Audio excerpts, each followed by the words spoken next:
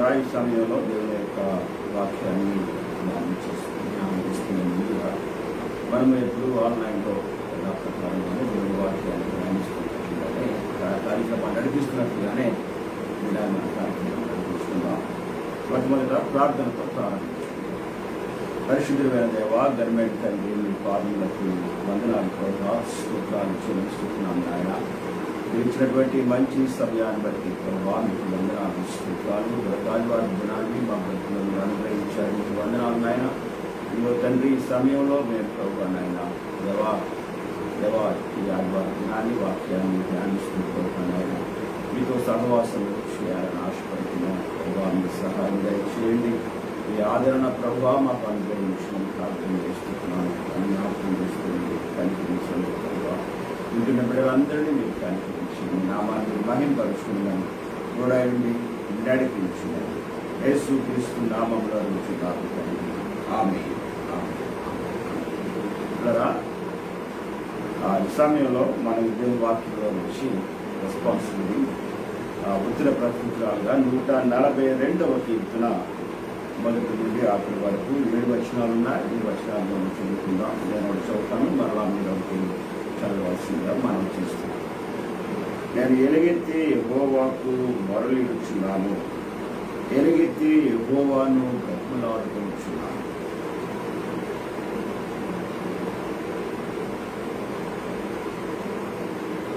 నాలో నా ప్రాణము కృంగి ఉన్నప్పుడు నా మార్గము నీకు తెలియదు. చెప్తాను. నాలో నా ప్రాణము కృంగి ఉన్నప్పుడు నా మార్గము నీకు తెలియదు. నన్ను పట్టుకొని పెట్టై నేను నడవవలసిన త్రోవలో చౌటుగా పగవారు ఊరునొడ్డుతున్నారు.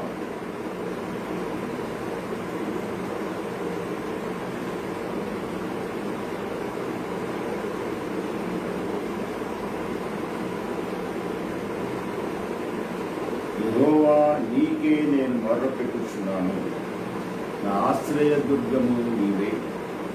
సజీవులున్న భూమి మీద నా స్వాస్థ్యము నీవే అని నేను అనుకుంటున్నాను.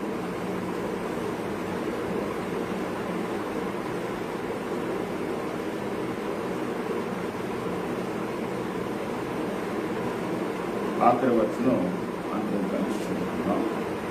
నేను నీ నామమునకు కృతజ్ఞతాస్తుతులు చెల్లించినట్లు చెరసాలలో నుండి నా ప్రాణమును తప్పించుము. అప్పుడు నీవు నాకు మహోపకారము చేసి ఉండుట చూసి నీతిమంతులు నన్ను బట్టి అతిశయపడు.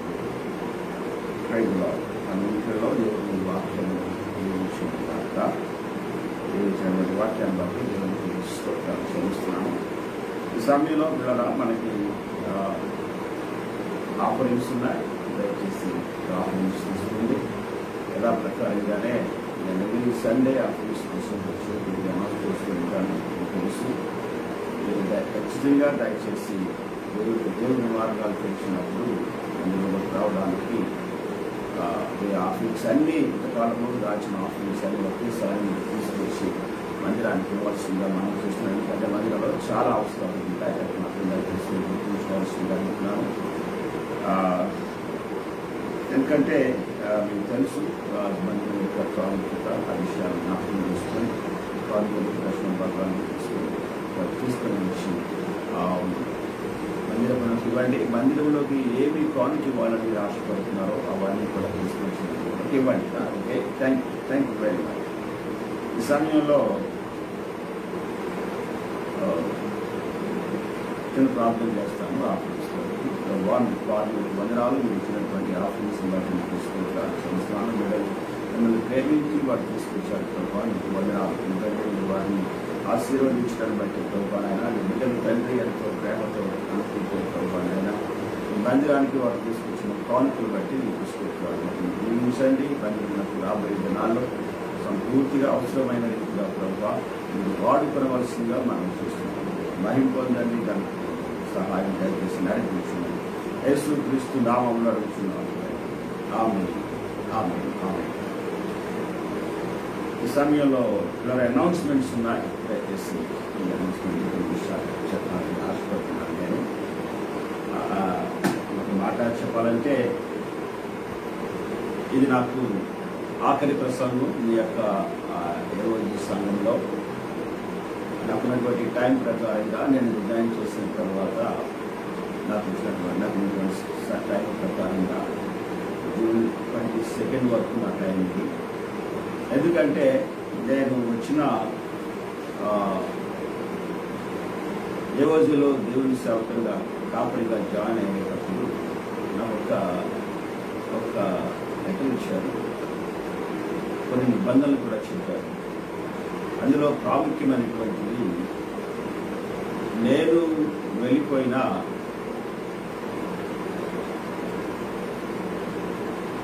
అంటే నోటిఫికేషన్ 3 నెలలు ముందుగానే ఇవ్వాలి. నేను అంటే అదే నా రాజీనామా పత్రాన్ని ముందుగానే నేను ఇవ్వాలి. ఒకవేళ సంఘము నన్ను మీరు వెళ్ళండి అని చెప్పినా ఖచ్చితంగా 3 నెలలు నేను పనిచేయడానికి సంఘము యాక్సెప్ట్ చేయాలి. అదైన తర్వాత నేను వెళ్ళాలి అనేటువంటిది పాస్టర్స్ కమిటీ వారు నాకు ఇచ్చినటువంటి ఆ యొక్క నిబంధనలో ఈ నిబంధన చాలా ప్రధానమైన నిబంధన అని చెప్పారు. నేను గతించినటువంటి మార్చి నెల 22వ తారీఖున నేను నా యొక్క రిజైన్ లెటర్ నేను పంపించడం జరిగింది కూడా. That is the notification for మా అంటే నేను రిజైన్ చేయడానికి సంఘానికి ఇచ్చినప్పుడు దాని తరువాత దాని ప్రకారంగా 3 నెలలు దాని ప్రకారంగా 3 నెలలు నేను పనిచేయడం జరిగింది. కనుక ఈ నెల జూన్ నెల 22వ తారీఖునకు అది సంపూర్తి చేయబడుతుంది. బట్ ప్రైజ్ ది లార్డ్, ఈ నెల 22వ తారీఖు వచ్చింది కనుక ఇది ఆఖరి ఆదివారం. నాకు చాలా వందనాలు. ప్రాముఖ్యమైనటువంటిది ప్రియులరా, 6 సంవత్సరాలు ఈ సంఘంతో కలిసి పనిచేయడానికి దేవుడు నాకు ఇచ్చిన మహాకృప ఇది. నేను అనుకున్నంతగా అంటే ఒకవేళ పని చేయలేదేమో అని తలం కూడా ఇప్పటికీ వస్తుంటుంది నాకు. అయినప్పటికీ కూడా దేవుడు నాకు ఇచ్చినటువంటి ఆ సహాయాన్ని బట్టి, ఆయన కృపను బట్టి మీ మధ్యలో పనిచేయడానికి ప్రభు సహాయం చేశారు. అన్నిటికంటే ప్రాముఖ్యమైనటువంటిది, మీరందరూ నా పక్షాన చూపినటువంటి ఆ ప్రేమ కొరకు చాలా వందనాలు చెల్లిస్తున్నాను. చాలా ప్రేమ, నేను ఎన్నటికీ కూడా మర్చిపోలేనటువంటి ప్రేమ. నా జీవితంలో 52 సంవత్సరాల సేవా పరిచర్యలో చాలా ప్రాంతాలకు వెళ్ళడానికి, చాలా దేశాలకు వెళ్ళడానికి ప్రభు సహాయం చేశారు. కానీ 6 సంవత్సరాలు ఎక్కువ సమయం మీతోనే, మీ సంఘంతోనూ కలిసి, మీతో అంటే మీ కుటుంబాలతో, ఏవోజీ కుటుంబాలతో, సంఘంతో కలిసి ఉండడానికి మంచి అవకాశము దేవుడు ఇచ్చాడు. తరువాత మీ సంఘంలో దొరికినటువంటి ప్రధానమైనటువంటిది నాకు మీ ప్రేమ. చాలా వందనాలు తెలియజేస్తుంటున్నాను. చాలా ప్రేమించారు, ఒక తండ్రిలాగా నన్ను ప్రేమించారు. నేను కూడా ప్రభు కృపను బట్టి మిమ్మల్ని అందరినీ కూడా పిల్లలలాగా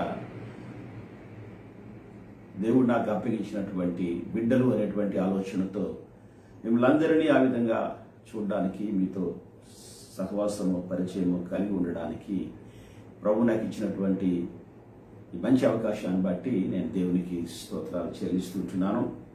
మరి ముఖ్యంగా ఈ 6 సంవత్సరాలు ఉన్నటువంటి పెద్దలందరూ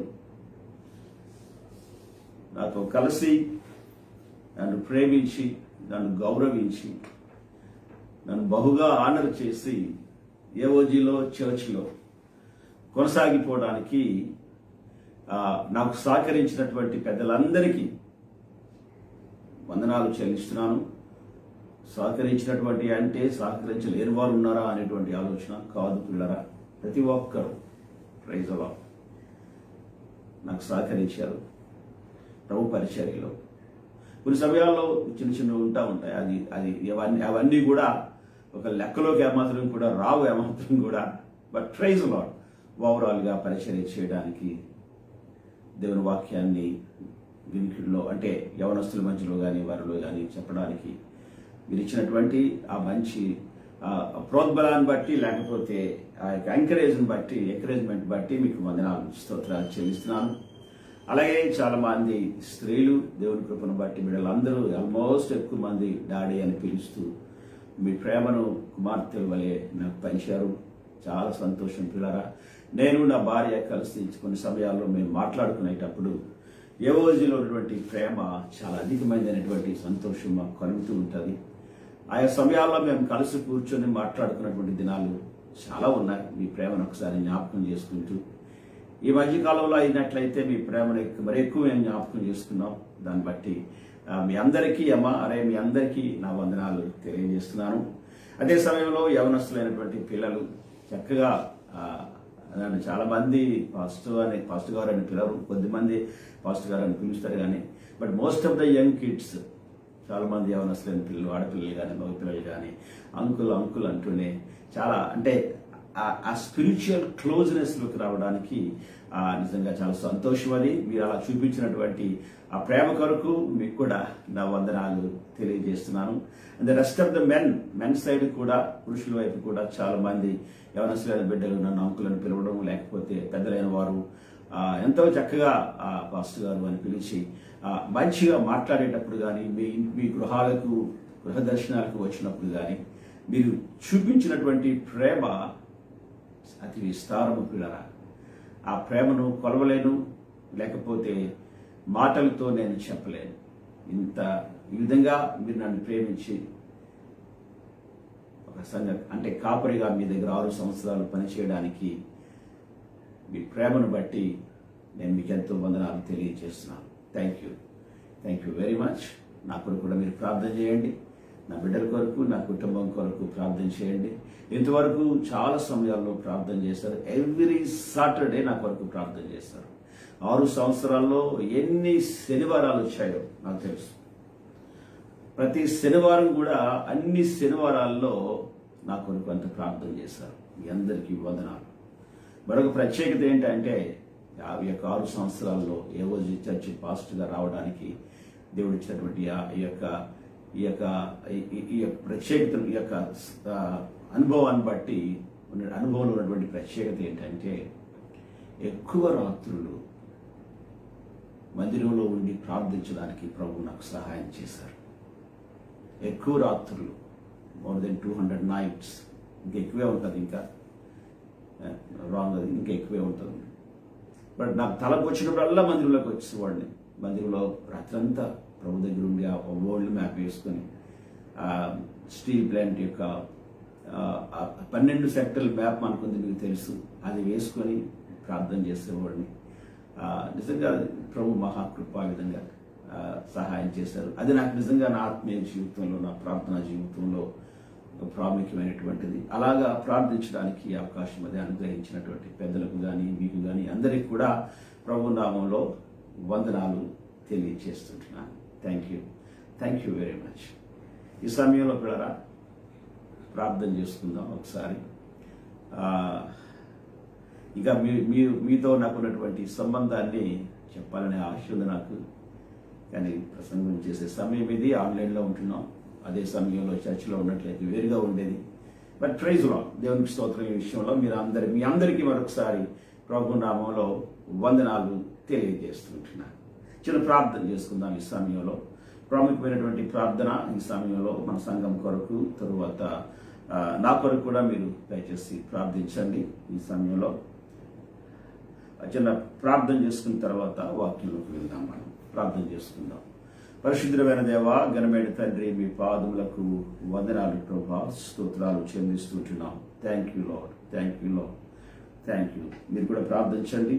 ఒక్క నిమిషం మీరు కూడా ప్రార్థించండి. సమయంలో మందిరంలో రాలేకపోయినప్పుడు కూడా ఇంట్లో ఉండే వాక్యాన్ని వింటున్నారు, దయచేసి మీరు కూడా చిన్న ప్రార్థన చేయండి. Praise lord. నా కొరకు, నా కుటుంబం కొరకు ప్రార్థించాల్సిందిగా మనం చేస్తున్నాను ఈ సమయంలో. ప్రైజ్ గాడ్ నాయనా. Thank you lord.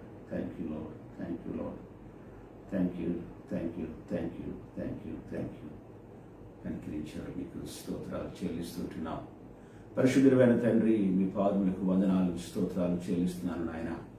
నీ బిడ్డలతో కలిసి ఇదిగో ప్రభు 6 సంవత్సరాలు ప్రభు నాయన మందిరంలో ఉండి దేవా పని చేయడానికి మీరు ఇచ్చినటువంటి ప్రత్యేకతను బట్టి ప్రభు మీకు వందనాలు స్తోత్రాలు చెల్లిస్తుంటున్నాం తండ్రి.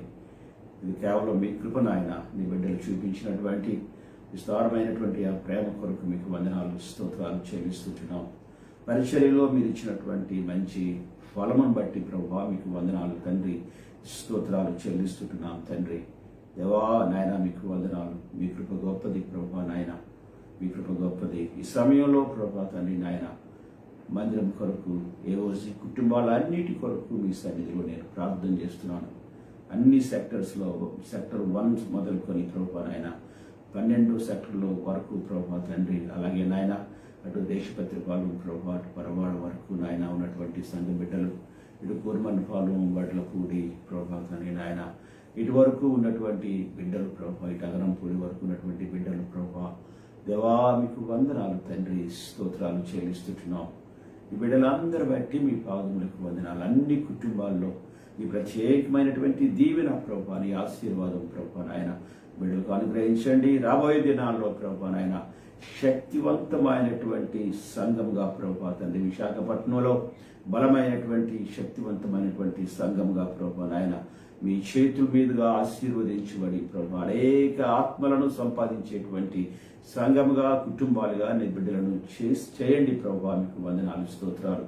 అలాగే ప్రతి కుటుంబంలో ఏ బిడ్డలకు ఏ అవసరం ఉందో ప్రభు నాయన దేవా కుమార్తెలకు వివాహం కావాల్సిన వారి కొరకు, ఉద్యోగం రావాల్సిన వారి కొరకు, అనారోగ్యంగా ఉన్న వారి కొరకు, అయినా ప్రియులను కోల్పోయిన వారి కొరకు ప్రభు మరొకసారి మీ సన్నిధిలో ప్రార్థన చేస్తున్నాను. దేవా నాయన మీ సహాయం అనుగ్రహించవలసిందిగా మనం చేస్తున్నాను. ప్రాముఖ్యంగా ప్రియులు కోల్పోయినటువంటి ప్రభు నాయన ఇదిగో తండ్రి ప్రభు నాయన మాథ్యూ పీటర్ యొక్క దేవ కుటుంబాన్ని మీ చేతులుగా అప్పగిస్తున్నాను. దేవనైనా కుమార్తె ఎలిజబెత్ రాణి మీరు పిలిచారు. దేవ మిగిలిన బిడ్డలకు ఈ ఆదరణ దయచేయవలసిందిగా మనం చేస్తుంటున్నాను. అలాగే ప్రభు నాయన విజయబాబు గారు తల్లి గారిని మీరు పిలిచారు. ఆ కుటుంబానికి ప్రభు మీ ఆదరణ బిడ్డలకు దయచేసి బిడ్డలందరినీ సంపూర్తిగా ఆరోగ్యంతో నింపమని ప్రార్థన చేస్తుంటున్నాను. అలాగే గతించిన దినాల్లో కూడా ప్రభు మేము కొంతమందిని కోల్పోయాం ప్రభు నాయన బాబు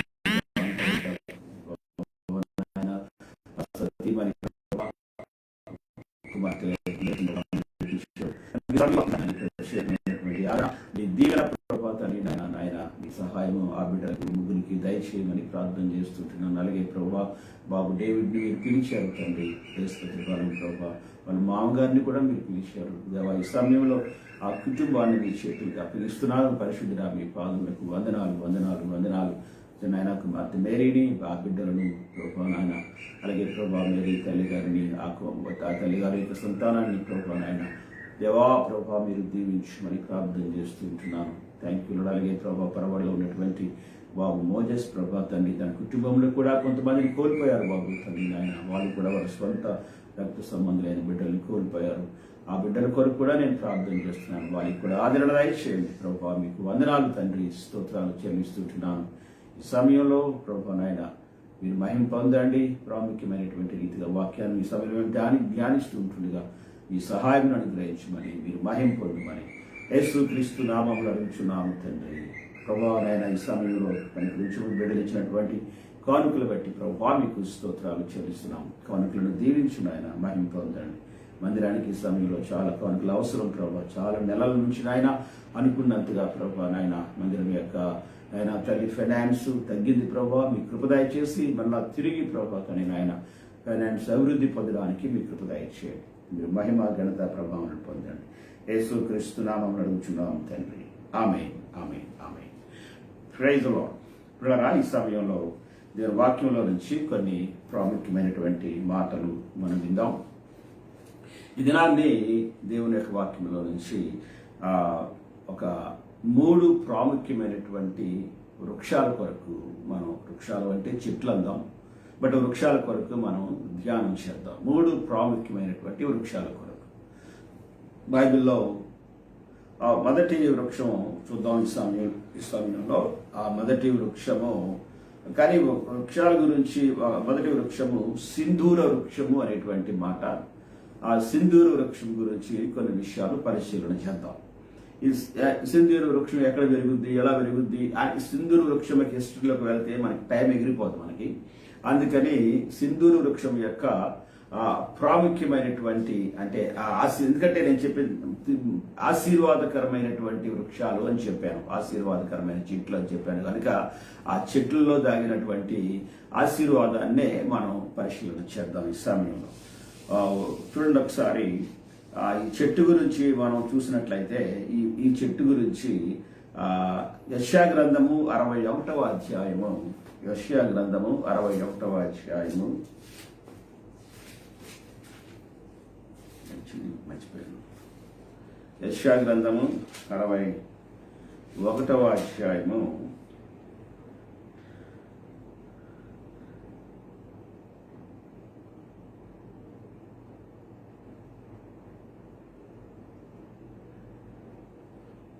'God' కొన్ని చెట్లున్నాయి. ఈ చెట్లు మస్తక వృక్షము అని, సింధూర వృక్షము అనేటువంటి మాట ఉంది. Okay, praise the lord. విషయాలు ఈ చెట్లు, ప్రైజ్ ది లార్డ్,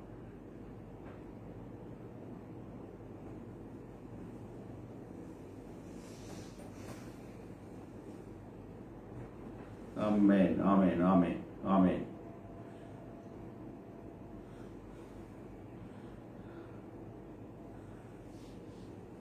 ఈ చెట్ల గురించి మనం పరిశీలన చేసినప్పుడు పిల్లరా, ఒక చెట్టు గురించి ఏమంటాడంటే ఆయన యొక్క యెషయా గ్రంథం 51వ అధ్యాయంలో ఉన్నటువంటి మాట 3వ వచనంలో ఆఖరి మాటకు వస్తే, యెహోవా తన్ను మహిమపరచుకొనున్నట్లు నీతి అను మస్తకి వృక్షములనియు యెహోవా నాటిన చెట్లనియు వాడికి పేరు పెట్టబడును అనేటువంటి మాట. దేవుడు చెట్లని నాటినప్పుడు మనకు తెలుసు, భూమిని చాలా వరకు భూమి మీద వర్క్ చేశాడు ఆయన. చీకటి అగాధంలోకి వెళ్ళిపోయి నిరాకారంగా ఉన్నటువంటి భూమిని దేవుడు బయటకు తీసుకొచ్చి దానిని మరలా వెలుగు దాని మీద ప్రసరింపజేసి దానికి కావలసిన రీతిగా ఆ నీటిని ఉన్నటువంటి వేరుపరచి ఆ ల్యాండ్ ఉంటుంది, నీటిలో మునిగిపోయిన ల్యాండ్ ఉంది కదండి, ఆ స్థలం, ఆ భూమి ఉంది, దాన్ని బయటకు తీసి భూమి అని పేరు పెట్టాడు. జలములను వేరు చేశాడు. మధ్యలో ఆ భూమిని ఆరిన నేలగా చేశాడు. ఆరినగా నేలగా చేయడానికి we don't know how much time to ఎంత సమయాన్ని ఆయన చూసుకోవడం మనకు తెలియదు. బట్ ప్రైజ్ లార్డ్, ఇవన్నీ చేసిన తర్వాత అప్పుడు ఆయన ఆ మొక్కల విషయంలో ఆయన చెప్పిన మాట మనం పరిశీలించాలని చూడండి సమయంలో. ఆదికాండము 1వ అధ్యాయము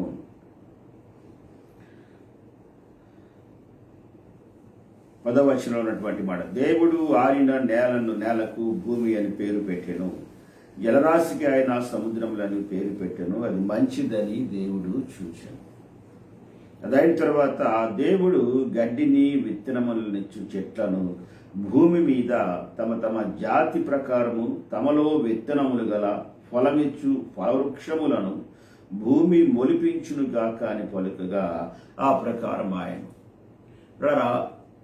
క్రియేషన్లో భూమిని దేవుడు ఆరిన నేలగా చేసిన తరువాత 9వ వచనంలో ఏముందంటే, ఆరిన నేల కనబడునుగాక అని పలికిన మాట రాయబడి ఉంది. దేవుడు ఆరిన నేలను చేసిన తరువాత మొట్టమొదటిగా ఆయన కలిగించినటువంటిది ఏంటంటే, దేవుడు గడ్డిని విత్తనములిచ్చు చెట్లను భూమి మీద తమ తమ జాతి ప్రకారము తమలో విత్తనములు గల ఆమె ఫలమిచ్చు వృక్ష ఫలములు అనేటువంటి మాట ఉంది.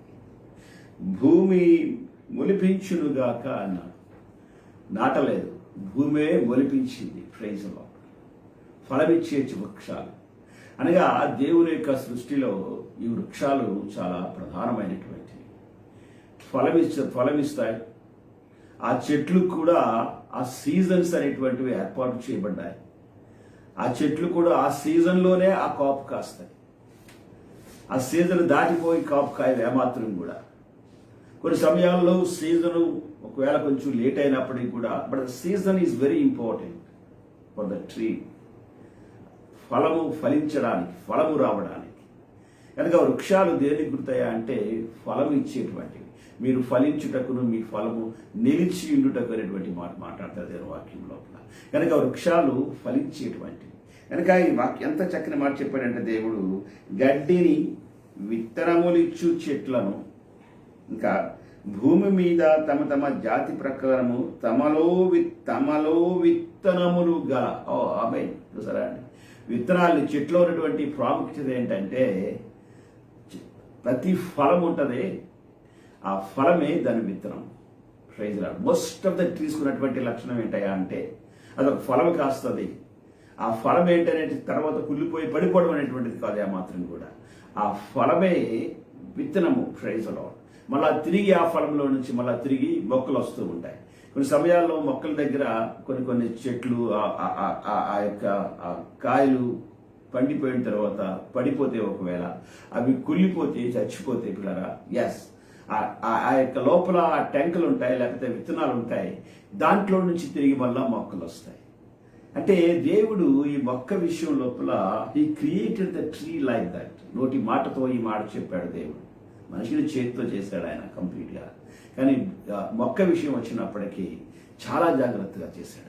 ఆ ఆరిన నేల మీద ఆ మొక్క రాగానే అది ఏమవుద్దంటే మనకు తెలుసు కదా అండి, వేరు లోపలికి వెళ్ళి లోపల ఉన్నటువంటి ఆహారం ఏ ప్రాంతానికి ఆ మొక్కలన్నిటికీ వెళ్ళాలో అన్ని ప్రాంతాలకి ఆహారాన్ని తీసుకొని అన్ని కొమ్మలు పెరగడానికి వాటి జాతుల ప్రకారము వారికి ఉన్నటువంటి మొక్కల ప్రకారం మొక్కలన్నీ విస్తారంగా అన్ని అలా పెరిగిపో. కొన్ని అలా మహావృక్షాలుగా ఉంటాయి, కొన్ని చెట్లు చాలా పొడుగ్గా ఉంటాయి కదండి. ఎస్, రకరకాలైనటువంటి చెట్లు. ఇప్పుడు అన్ని చెట్లు కూడా ఫలమునిచ్చేటువంటి చెట్లు. Praise lord. ఈ సమయంలో ఈ చెట్లలో నుంచి ఒక 3 ప్రాముఖ్యమైనటువంటి చెట్ల గురించి మీతో నేను పంచుకోవాలని ఆశపడుతున్నాను. చూడండి, సమయం లోపల ఆదికాండము 12వ అధ్యాయము 6వ వచనాన్ని మనం పరిశీలించేద్దాం. 12వ అధ్యాయము 6వ వచనం. అప్పుడు అబ్రాహాము షెకెమునందలి యొక్క స్థలము దాకా ఆ దేశ సంచారము చేసి మోరే దగ్గర నుండి సింధూర వృక్షమునొద్దకు చేరెను. అబ్రాహాము యొక్క పిలుపు అందుకున్న తరువాత, పిలుపును విన్న వెంటనే, అంటే పిలుపును ఎప్పుడైతే ఆయన దేవుని దగ్గర విన్నాడో, విధేయత చూపించాడు, బయలుదేరిపోయాడు. అంతే. బయలుదేరిన తర్వాత 6వ వచనంకి వచ్చినప్పుడు ఏమంటాడంటే షెకెమందలి యొక్క స్థలంకి వచ్చాడట. వచ్చిన తరువాత ఆ దేశ సంచారము చేసి, చూసారండి, షెకెమునందుల యొక్క స్థలము దాకా ఆ దేశ సంచారము చేశాడు. మోరే దగ్గర నున్న సింధూర వృక్షము దగ్గరకు వచ్చాడు. సింధూర వృక్షం దగ్గర చేరాడు ఆయన. ఇదొక వృక్షం ఇది కదండి. ఎస్. తర్వాత అప్పుడు కనానీయులు ఆ దేశంలో నివసించిరి. యెహోవా అబ్రాహామునకు ప్రత్యక్షమయ్యి నీ సంతానమునకు ఈ దేశం ఇచ్చేదనని చెప్పగా అతడు తనకు ప్రత్యక్షమైన యెహోవాకు ఒక బలిపీఠమును కట్టెను అనేటువంటి మాట చూస్తున్నాం. సింధూర వృక్షము కనబడగానే ఆ ప్రక్కన మనకు కనబడేది ఏంటంటే బలిపీఠము కనబడుతూ ఉంటుంది. ఆ చెట్టు దగ్గరకు రాగానే ప్రియులారా, నేను అనుకుంటాను కదా, చాలా వరకు సేద తీర్చబడి ఉంటాడు అబ్రాహాం. అలా వచ్చి ఆ చెట్టు దగ్గర జారబడి ఉంటాడు. చెట్టు నీడకు రాగానే ఆ వాతావరణం వేరుగా ఉంటుంది. చాలా సమయాల్లో ఎండల్లో ప్రయాణం చేసి వచ్చిన తరువాత ఆ చెట్టు యొక్క నీడలోకి వచ్చినప్పుడు కూడా చాలా ఆహ్లాదంగా, అంటే ప్రాణము లేచి వచ్చినంతగా కదండి. ఎస్, అలాగున ఆ చెట్టు యొక్క నీడ ఉంటుంది అనమాట అండి. పిల్లరా, ఈ యొక్క చెట్టు దగ్గర రాగానే ఏమైందంటే అబ్రాహాము బలిపీఠము కట్టాడు. అదే సమయంలో ఇంకొక మాట చూడండి ఒకసారి. 13వ అధ్యాయము వచ్చినప్పుడు చూడండి, 13వ అధ్యాయము 18వ వచనం సరిపోతాం మనం. అప్పుడు అబ్రాహాము తన గుడారము తీసి హెబ్రోనులో మమ్రే దగ్గర నున్న సింధూర వృక్షవనములో దిగి అక్కడ యెహోవాకు బలిపీఠము కట్టాడు. ఈ భాగాన్ని మనం చూసినప్పుడు సింధూర వృక్షంలోకి వచ్చినప్పుడు యెహోవాకు బలిపీఠం కట్టాడు. ఇది బయలుదేరేటప్పుడు వచ్చినప్పుడు కాస్త అలసిపోగానే బలిపీఠం కడతారు కదా, ఒక దగ్గర రెస్ట్ తీసుకుంటారు. కానీ రెస్ట్ తీసుకున్నప్పుడు ప్రియులారా బలిపీఠం కట్టాడు. ఆ తర్వాత లోతు తన దగ్గర నుంచి వేరైపోయిన తరువాత తిరిగి మళ్ళా ప్రయాణం కొనసాగుతూ ఉంది. ప్రయాణము కొనసాగుతుంటున్నప్పుడు మన మమ్రే దగ్గర ఉన్నటువంటి వాక్యంలో రాయబడింది, అప్పుడు అబ్రాహాము తన గుడారము తీసి హెబ్రోనులోని మమ్రే దగ్గర నున్న సింధూర వృక్షంలో దిగి అక్కడ యెహోవాకు బలిపీఠము కట్టాడు. అది సింధూర వృక్షం. మీకు కొన్ని రెఫరెన్స్లు మీకు చూపిస్తాను ఈ సమయంలో. తర్వాత చూడండి ఒకసారి 13-18 చూస్తాం మనం ఇప్పుడు. యెహోషువ గ్రంథము 24వ అధ్యాయం చూద్దాం. యెహోషువ 24వ అధ్యాయం. యెహోషువ గ్రంథము 24వ అధ్యాయము 26వ వచనంలో ఉన్నటువంటి మాట. 26వ వచనం, దేవుని ధర్మశాస్త్ర గ్రంథములో ఆ వాక్యములను వ్రాయించి పెద్ద రాతిని తెప్పించి యెహోవా పరిశుద్ధ స్థలములోనున్న సింధూర వృక్షము కింద దానిని నిలువబెట్టి అనేటువంటి మాట రాయబడింది. అంటే పిల్లరా, దేవుని యొక్క ధర్మశాస్త్రానికి, దేవుని బలిపీఠానికి, దేవుని యొక్క అంటే పరిశుద్ధ స్థలానికి, సింధూర వృక్షానికి చాలా సంబంధం ఉంది. కనుక ఈ సమయంలో సింధూర వృక్షం యొక్క ప్రాముఖ్యత, కనుక సింధూర వృక్షాన్ని అంటే ఆ బలిపీఠాన్ని, తర్వాత ఆ దేవుని యొక్క పరిశుద్ధ లేఖనాలని ఆ యొక్క పరిశుద్ధ స్థలములో చూడండి ఒకసారి మళ్ళా చదువుతాను నేను. యెహోషువ 24:26లో దేవుని ధర్మశాస్త్ర గ్రంథములో ఆ వాక్యములను రాయించి పెద్ద రాతిని తెప్పించి యెహోవా పరిశుద్ధ స్థలములో నున్న సింధూర వృక్షం క్రింద. గమనించారా? సింధూర వృక్షం ఉండేటువంటిది యెహోవా పరిశుద్ధ స్థలం. అనగా సింధూర వృక్షం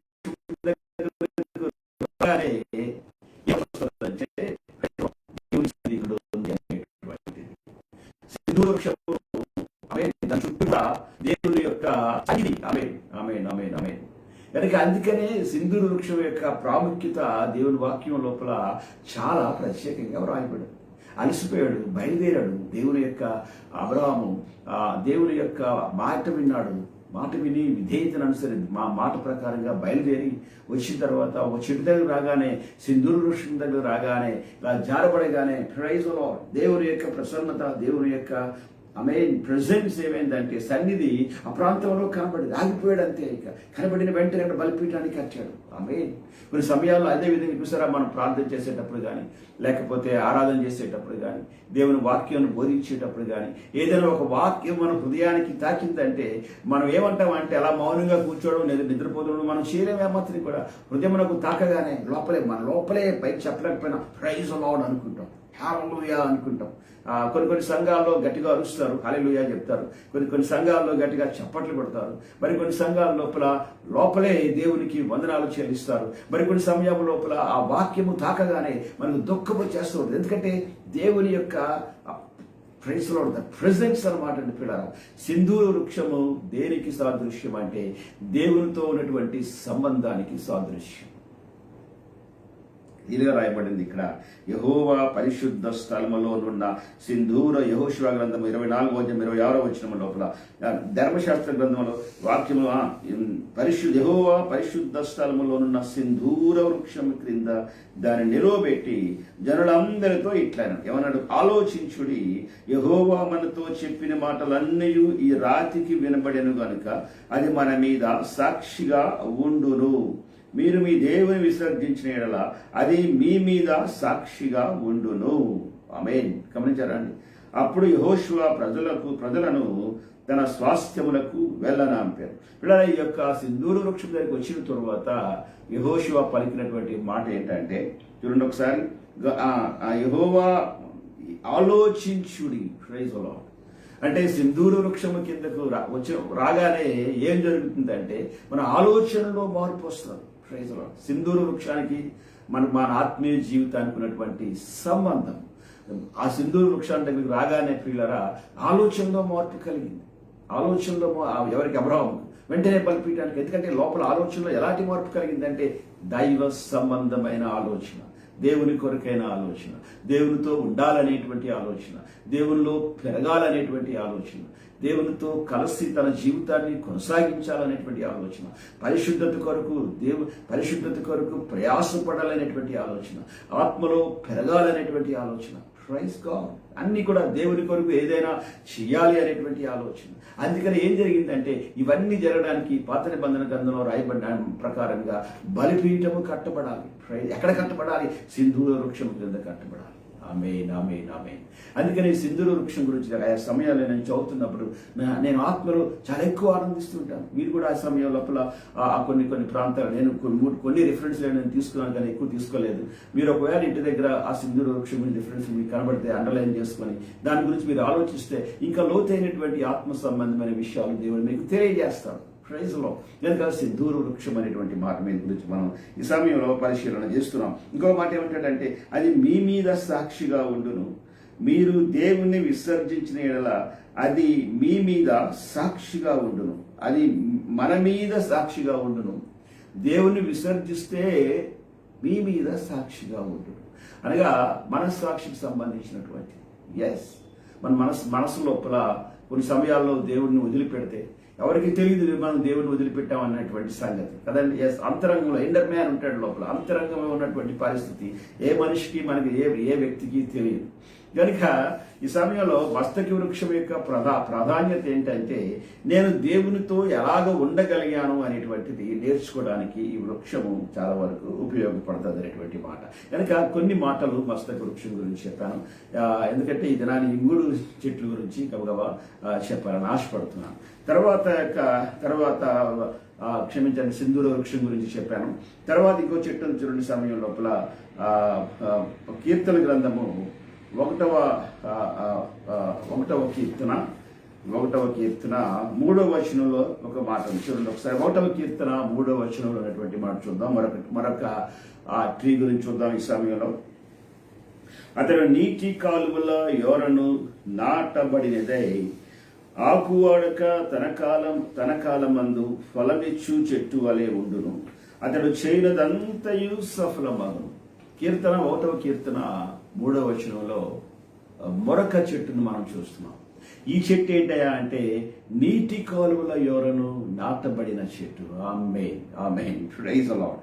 నీటి కాలువల యోరను నాటబడిన చెట్టట. దానికి ఉన్నటువంటి దాని లక్షణాలు ఏంటంటే ఆకులు వాడిపోవు, తర్వాత తన కాలమందు, ప్రైజ్ లో సీజన్స్ అని చెప్పాం కదా అండి. సీజన్స్ ని చెట్లు చూడగానే మనకి సీజన్స్ మొట్టమొదట చెట్లు వాటి ఫలము చూడగానే మనకి సీజన్స్ జ్ఞాపకం వస్తాయి. ఈ మధ్యలో హైబ్రిడ్ మామిడికాయలు లేకపోతే ఇంకోటి బత్తు అన్ని రకాలైనటువంటి ఫ్రూట్స్ ని కూడా తీసుకొస్తున్నారు కదండి. దానికి సీజన్స్ ఉండవు. ఈ సీజన్స్ ఉండవు కనుక అందుకనే సీజనల్ ప్రకారం అంటే వాటి కాలముల ప్రకారము ఫలం ఇస్తుంది. ఆ ఫలము చాలా ఆరోగ్యకరమైనటువంటిది. ఇంజక్షన్స్ ఇచ్చి ఇవన్నీ చేసి ఆ కాలాలతో సంబంధం లేకుండా ఫలాలు తీసుకుని వస్తూ ఉంటారు. ఆ ఫలములు ఈ ఫలములు అంతగా కావు ఏమాత్రం కూడా కదండి. మనం కూరగాయలు కొనేటప్పుడు కూడా చూస్తూ ఉంటాం. ఆ టమాటా షేప్ వేరుగా ఉంటుంది, ఆ కాలముల ప్రకారంగా, లేకపోతే ఆ భూమిలో కరెక్ట్గా ఆ శక్తిని తీసుకుని పండేటువంటి టమాటాలు వేరుగా ఉంటాయి. మామిడికాయలు కూడా అంతే కదండి. అన్ని సీజన్లో ఉన్నటువంటి మాట వేరుగా ఉంటుంది, కానీ వాటి కాలముల ప్రకారంగా అంటే వాటి సీజన్లో ఇచ్చేటువంటి ఆ ఫలం ఉంటుంది. ఆ ఫలము ఆరోగ్యకరమైనది. ఆమేన్. దానికి కారణం ఏంటంటే ఈ చెట్టు నీటి కాలువల యోరను నాటబడింది. దేవునికి స్తోత్రం కలుగును గాక. అందుకని ఆకు వాడిపోదు దానికి. హల్లెలూయా. తర్వాత తన కాలమందు ఫలమిచ్చు చెట్టు అని తన సీజన్లో ఉంటాడు. ఉదయకాలపు ప్రార్థన, సాయంకాలపు ప్రార్థన, మధ్యాహ్న కాలపు ప్రార్థన, రాత్రి కాలపు ప్రార్థన, ఆ యొక్క సీజన్ అనమాట అండి. ఉదయకాలంలో ఎలాగుంటుందండి అంటాం, లేదా మధ్యాహ్న కాలం మంది ఈ చెట్లు ఎలాగుంటాయండి అంటాం.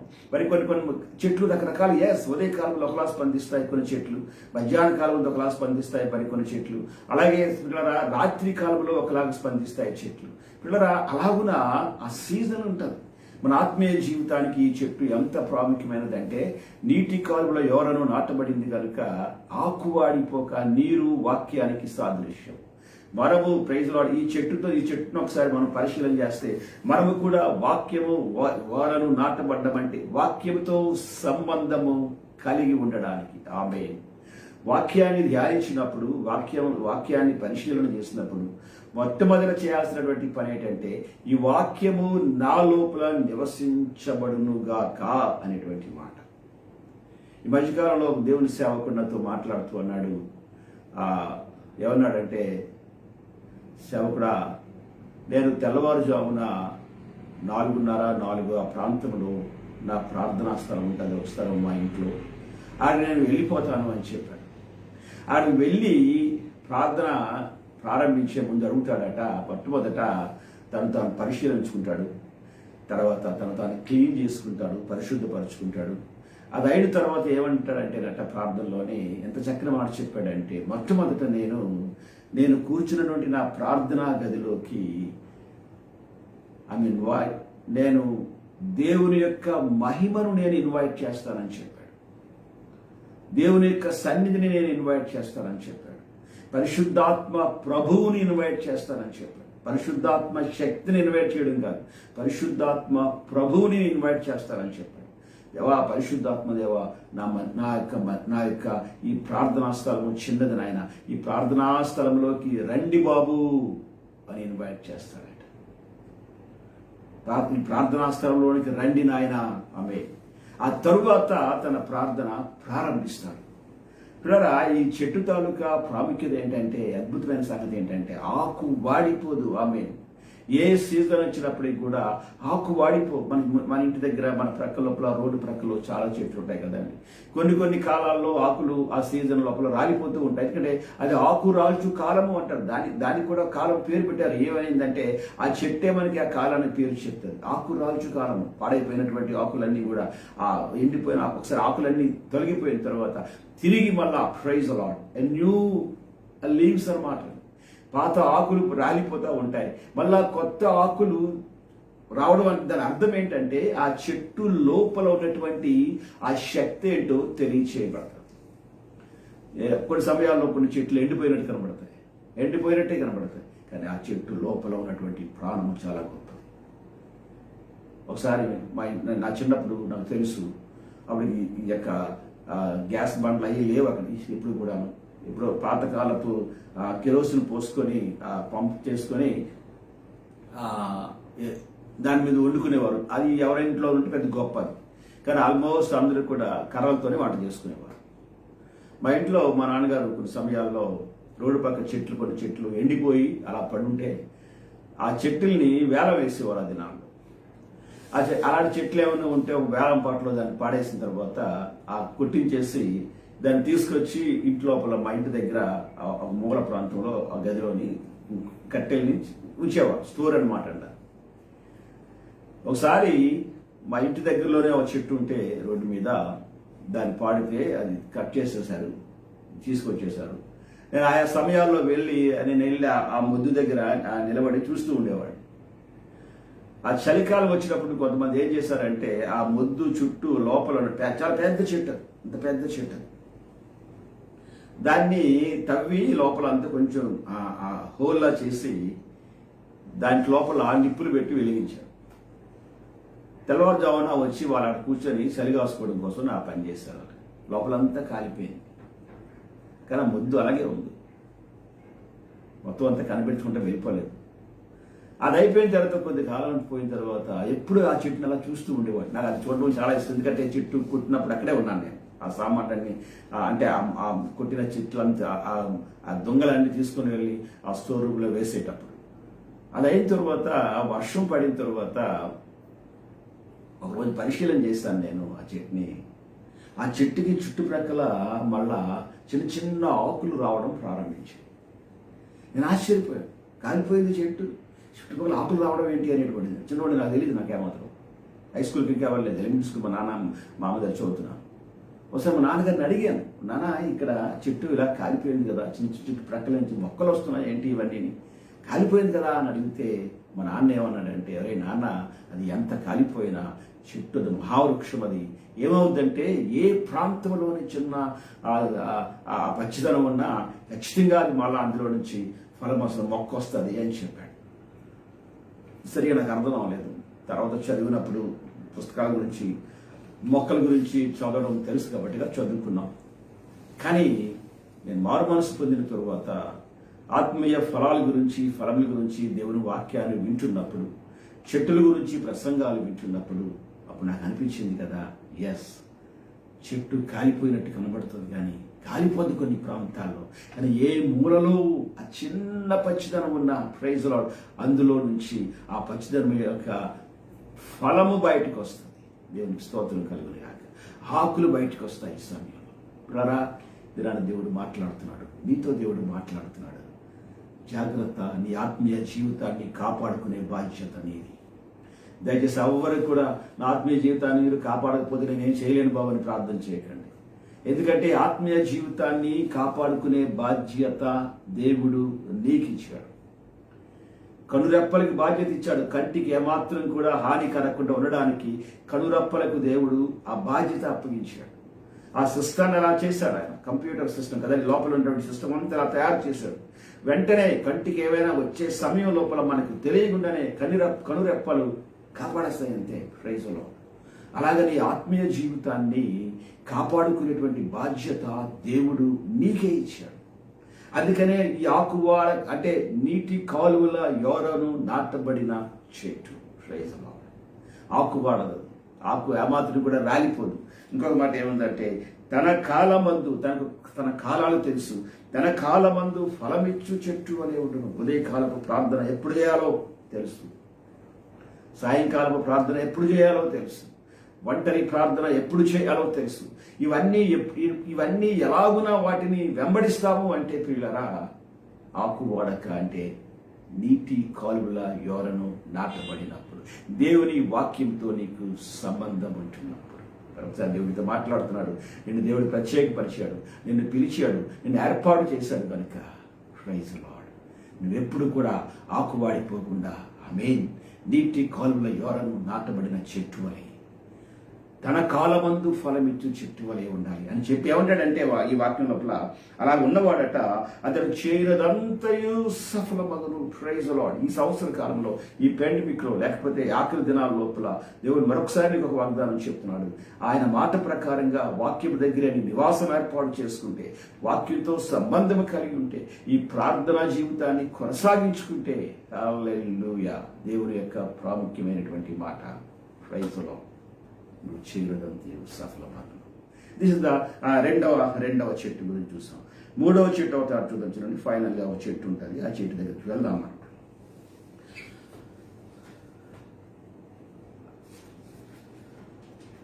ప్రకటన గ్రంథము 22వ అధ్యాయము. ప్రకటన గ్రంథము 22వ అధ్యాయము మొదటి నుంచి కొన్ని మాటలు ఉన్నాయి ఇందు లోపల. చూద్దాం చూడండి. మరియు స్ఫటికము వలె మెరయునట్టి జీవజలముల నది దేవుని యొక్కయు గొర్రెపిల్ల యొక్కయు సింహాసనమునద్ద నుండి ఆ పట్టణపు రాజవీధి మధ్యను ప్రవహించుట ఆ దూత నాకు చూపు. ఆ నది యొక్క ఈవలను ఆవలను జీవవృక్షము ఉన్నది. ఇది మరొక వృక్షము. మొట్టమొదటి సింధూర వృక్షము, దేవునితో ఉన్నటువంటి మంచి సంబంధాన్ని ఏర్పాటు చేసేటువంటిది. ఎస్. రెండవది నీటి కాలువల యోరను నాటబడినటువంటి వృక్షము. Praise lord. మూడవది ఏముందంటే ఈ నది యొక్క ఈవలను ఆవలను జీవవృక్షము ఉండెను అనే, దీని పేరే జీవవృక్షము. Praise lord. అది నెలకు ఫలించుచు 12 కాపులు కాయను. పిల్లరా, జీవవృక్షం ఈజ్ వెరీ డిఫరెంట్. పరలోక రాజ్యంలో ఉండేటువంటి కదా, మనం ఏమంటామంటే ఇది మనకి ఎందుకు సార్, ఇది పరలోక రాజ్యంలో ఉంటుంది, దీని గురించి మనం చెప్పడం ఏంటి అనేటువంటి ఆలోచన, లేకపోతే దీని గురించి చాలా ప్రసంగాలు. కానీ బైబిల్లో ఉన్నటువంటి మాట ఏంటంటే మీ మధ్యనే పరలోక రాజ్యం ఉందనేటువంటి మాట దేవుడు చెప్తాడు. నీ లోపల పరలోక రాజ్యం ఉంటే ఖచ్చితంగా నీ లోపల జీవవృక్ష ఫలం ఉంది. ఆమేన్, ఆమేన్. తర్వాత ఇంకో మాట ఏమంటాడంటే ఈ జీవవృక్ష ఫలం ఏంటంటేనట నెల కాపు కాస్తుందట. హల్లెలూయా. అందుకని దీని పేరే జీవవృక్ష ఫలం. నెల కాపు కాయను. ఆ వృక్షము యొక్క ఆకులు జనములను స్వస్థపరచుటకై వినియోగించును. హల్లెలూయా. పిల్లరా, నెల కాపు కాస్తుంది అది. ఎందుకంటే నదికి అవతల ఉంది. దీనికి 2 నదులు ఉన్నాయి, ఆ పక్క ఈ పక్క నదులు ప్రవహిస్తూ ఉన్నాయి. అందుకనే దీని ఆకులు స్వస్థత కలిగిస్తాయి. కొన్ని ఆకులు ఉంటాయి, మనం అది ఆయుర్వేదిక్లో వాడుతుంటారు అనుకుంటాం కదండి, హోమియోపతిలో మొత్తానికి దాన్ని వాడుతూ ఉంటారు. మా ఊరిలో కొన్ని సమయాల్లో ఆ దినాల్లో కొన్ని ఆకులు మా అమ్మకు తెలుసు, మాకు చెప్పేది కాదు, చెప్పకుండానే పర్లోకానికి వెళ్ళిపోయింది.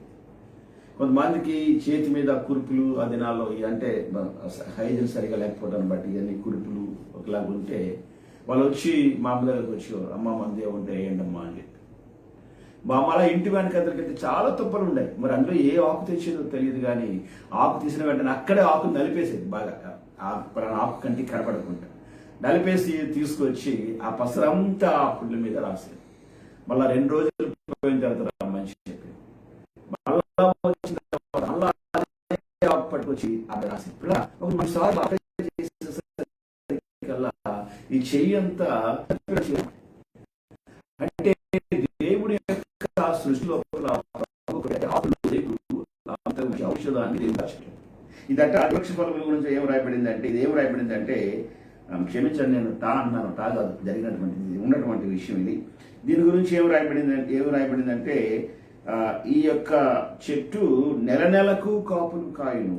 రెండో మాట ఏంటంటే దీని ఆకులు జనములను స్వస్థపరచుటకే వినియోగించును. ఆమె